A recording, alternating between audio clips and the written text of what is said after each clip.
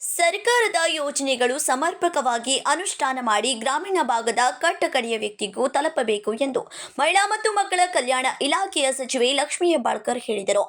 ಸೋಮವಾರ ಕುವೆಂಪು ನಗರದ ತಮ್ಮ ಕಚೇರಿಯಲ್ಲಿ ಸುದ್ದಿಗಾರರೊಂದಿಗೆ ಮಾತನಾಡಿದ ಅವರು, ಕೃಷಿ ಸಖಿ, ಪಶು ಸಖಿ ಯೋಜನೆ ಸೇರಿದಂತೆ ಸಾಕಷ್ಟು ಸರ್ಕಾರದ ಯೋಜನೆಗಳನ್ನು ಜಾರಿಗೆ ತರಲಾಗಿದೆ. ಅದನ್ನು ಪ್ರತಿಯೊಬ್ಬರಿಗೂ ಮುಟ್ಟಿಸಬೇಕಿದೆ ಎಂದರು. ನನ್ನ ಕ್ಷೇತ್ರದ ಜನರು ಮಾತ್ರ ಜನತಾ ದರ್ಶನದಲ್ಲಿ ಭಾಗಿಯಾಗಿಲ್ಲ, ಬದಲಾಗಿ ಬೇರೆ ಬೇರೆ ಕ್ಷೇತ್ರದ ಜನರು ನನ್ನ ಬಳಿ ಬರುತ್ತಾರೆ.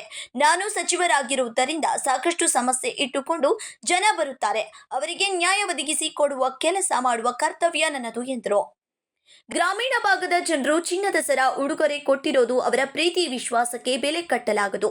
ನನ್ನ ಕೈಕಾಲಲ್ಲಿ ಶಕ್ತಿ ಇರುವವರೆಗೂ ನಿಮ್ಮ ಸೇವೆ ಮಾಡುತ್ತೇನೆ. ದೇವಸ್ಥಾನ ಪೂರ್ಣವಾಗಿದ್ದರಿಂದ ನನಗೆ ನೆಮ್ಮದಿಯ ಕೆಲಸ ಆಗಿದೆ ಎಂದು ಸಚಿವರು ಎಲ್ಲಾ ಸಮಾಜದವರ ದೇವಸ್ಥಾನಗಳನ್ನು ಕಟ್ಟಿಸಿಕೊಡುತ್ತೇನೆ. ಸ್ವಾಮಿ ನಿಷ್ಠೆಗೆ ಇನ್ನೊಂದು ಹೆಸರು. ಕ್ಷೇತ್ರದ ಜನರ ಪ್ರೀತಿಗೆ ನಾನು ಚಿರಋಣಿ ಎಂದರು. ಇವತ್ತು ಬೆಳಗಾವಿಯ ನನ್ನ ಗೃಹ ಕಚೇರಿಯಲ್ಲಿ ಜನತಾ ದರ್ಶನ ಪ್ರತಿ ವಾರ ಒಂದು ದಿನ ಜನತಾ ದರ್ಶನ ಮಾಡ್ತೀವಿ. ಸೊ ಈ ವಾರ ಭಾಳಷ್ಟು ಜನ ತಮ್ಮ ಸಮಸ್ಯೆಗಳನ್ನು ಏನೇನು ವೈಯಕ್ತಿಕವಾಗಿರುವಂಥ ಸಮಸ್ಯೆ ಇರ್ಬೋದು, ಸಾರ್ವಜನಿಕ ಸಮಸ್ಯೆ ಇರ್ಬೋದು, ಶಿಕ್ಷಣದ ಬಗ್ಗೆ, ಸುಧಾರಣೆ ಬಗ್ಗೆ, ಸೊ ಅನೇಕ ಜನ ದೇವಸ್ಥಾನದ ಬಗ್ಗೆ ಬಂದಿದ್ದರು. ಕೆಲವು ಜನರು ತಮ್ಮ ವೈಯಕ್ತಿಕ ಸಮಸ್ಯೆ ತೆಗೆದುಕೊಂಡು ಬಂದಿದ್ದರು. ಸಾಧ್ಯವಾದಷ್ಟು ಸ್ಥಳದಲ್ಲೇ ಪರಿಹಾರವನ್ನು ಕೊಡಲಿಕ್ಕೆ ಪ್ರಯತ್ನ ಮಾಡಿದ್ದೀನಿ. ಕೆಲವರಿಗೆ ಮತ್ತೆ ಆಶ್ವಾಸನೆಯನ್ನು ಕೊಟ್ಟಿದ್ದೀನಿ. ಎಷ್ಟು ಸಾಧ್ಯ ಇದೆಯೋ ಎಲ್ಲ ಒಂದು ಪ್ರಾಬ್ಲಮ್ಗಳನ್ನು ಕೂಡ ಅಡ್ರೆಸ್ ಮಾಡೋಕ್ಕೆ ಪ್ರಯತ್ನ ಮಾಡಿದ್ದೀನಿ.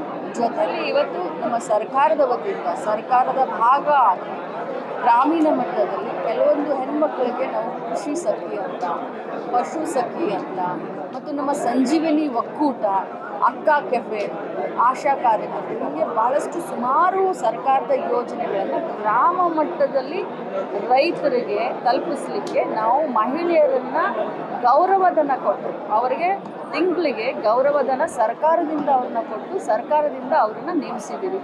ಸ್ಪೆಷಲಿ ಕೃಷಿ ಸಖಿ ಅಂತ, ಅಂದರೆ ಕೃಷಿಗೆ ಉಪಯೋಗ ಆಗುವಂಥ ಸರ್ಕಾರದ ಅನೇಕ ಯೋಜನೆಗಳನ್ನು ಇವರು ಮನೆ ಮನೆಗೆ ಹೋಗಿ ಕೃಷಿ ಸಖಿಯರು ಪ್ರಚಾರ ಮಾಡಬೇಕು.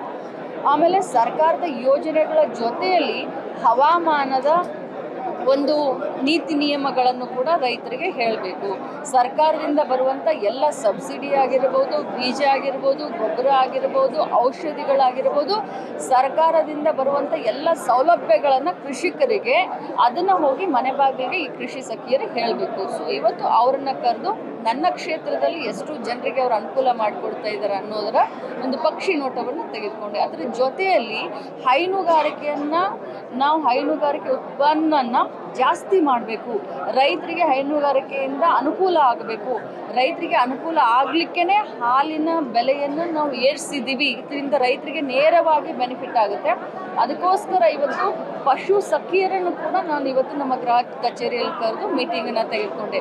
ಈ ಪಶು ಸಖಿಯರಲ್ಲಿ ನಾವು ಕುರಿ ಸಾಕಾಣಿಕೆ ಇರಬಹುದು ಅಥವಾ ನಮ್ಮ ಹೈನುಗಾರಿಕೆ ಇರ್ಬೋದು, ಮಹಿಳೆಯರಿಗೆ ಭಾಳಷ್ಟು ತಮ್ಮ ಮನೆಯಲ್ಲಿ ಆರ್ಥಿಕ ಸ್ವಾವಲಂಬ ಸಿಗಬೇಕು ಅಂತಂದರೆ ಈ ಪಶು ಸಖಿಯರು ಏನು ಸರ್ಕಾರದಿಂದ ಅನುಕೂಲಗಳು ಯೋಜನೆಗಳು ಬರ್ತವೆ, ಪ್ರಾಣಿಗಳಿಗೆ ಸಂಬಂಧಪಟ್ಟ ಹಾಗೆ, ಪಶುಗಳಿಗೆ ಸಂಬಂಧಪಟ್ಟ ಹಾಗೆ ಅದನ್ನು ಅವರಿಗೆ ಹೋಗಿ ತಲುಪಿಸ್ಬೇಕು. ಆ ಬೆನಿಫಿಷಿಯರಿಗೆ ಅದರ ಬಗ್ಗೆ ಯೋಜನೆಗಳ ಬಗ್ಗೆ ತಿಳಿ ಹೇಳಬೇಕು. ಸೊ ಅವರನ್ನು ಕೂಡ ಇವತ್ತು ಕರೆದು ಜನಸಂಪರ್ಕ ಯಾವ ರೀತಿ ಮಾಡಬೇಕು, ಯಾವ ರೀತಿ ಅವರು ಸರ್ಕಾರದ ಯೋಜನೆಗಳನ್ನು ಸ್ಥಳೀಯ ಮಟ್ಟದಲ್ಲಿ ಮುಟ್ಟಿಸ್ತಾ ಇದ್ದಾರೆ, ಅದರ ಬಗ್ಗೆ ಕೂಡ ಇವತ್ತು ಪಕ್ಷಿ ನೋಟವನ್ನು ತೆಗೆದುಕೊಂಡಿದ್ದೀನಿ. ಇಷ್ಟೇ ನನ್ನ ಪ್ರಾಮಾಣಿಕ ಪ್ರಯತ್ನ. ಬೆಳಗಾವಿ ಗ್ರಾಮೀಣ ಕ್ಷೇತ್ರದ ಮನೆಯ ಬಾಗಿಲಿಗೆ ಸರ್ಕಾರದ ಯೋಜನೆಗಳು ಹೋಗಬೇಕು. ಆ ನಿಟ್ಟಿನಲ್ಲಿ ನಾನು ಕೆಲಸ ಮಾಡ್ತಾಯಿದ್ದೀನಿ. ಖಂಡಿತವಾಗ್ಲೂ ಇವತ್ತು ರಾಜ್ಯದ ಒಬ್ಬ ಮಂತ್ರಿಯಾಗಿ ಕೆಲಸ ಮಾಡುವಂಥ ಸಂದರ್ಭದಲ್ಲಿ ನನ್ನ ತಮ್ಮ ವಿಧಾನ ಪರಿಷತ್ ಸದಸ್ಯ ಇರುವುದರಿಂದ ಇಡೀ ಜಿಲ್ಲೆಯಿಂದ ರಾಜ್ಯದಿಂದನೂ ಕೂಡ ಜನ ಬರ್ತಾರೆ. ಅವರು ಎಲ್ಲರ ಸಮಸ್ಯೆಗೆ ಸ್ಪಂದನೆ ಮಾಡಿ ಕೆಲಸ ಮಾಡೋದು, ಸೇವೆ ಮಾಡೋದು, ಅದೇ ನನಗೆ ಸಿಕ್ಕಂಥ ಒಂದು ಸೌಭಾಗ್ಯ, ಅದೇ ನನಗೆ ಸಿಕ್ಕಂಥ ಒಂದು ಅಧಿಕಾರ ಅಂತ ಹೇಳಲಿಕ್ಕೆ ಬಯಸ್ತೀನಿ.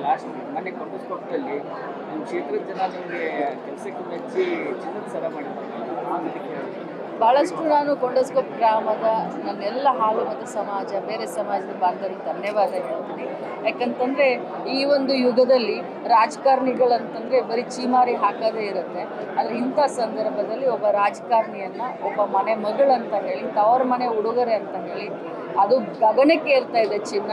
ಇಂಥ ಬಂಗಾರದ ಬೆಲೆ ಗಗನಕ್ಕೆ ಏರುವಂಥ ಸಂದರ್ಭದಲ್ಲಿ ನನ್ನನ್ನು ಕರೆದು ಬಂಗಾರದ ಸರ ಹಾಕಿ ಸತ್ಕಾರ ಮಾಡಿರೋದು ಇದೆಲ್ಲೂ ನನ್ನ ಜವಾಬ್ದಾರಿಯನ್ನು ಜಾಸ್ತಿ ಮಾಡಿದೆ.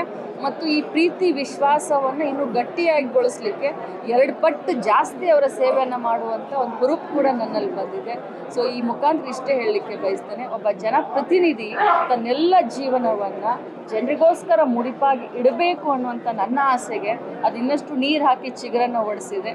ನಾನು ತಮ್ಮ ಮುಖಾಂತರ ಅವರಿಗೆ ಧನ್ಯವಾದ ಹೇಳಲಿಕ್ಕೆ ಬಯಸ್ತೇನೆ. Vinod Kolkar, KMM Kannada news, Belagavi.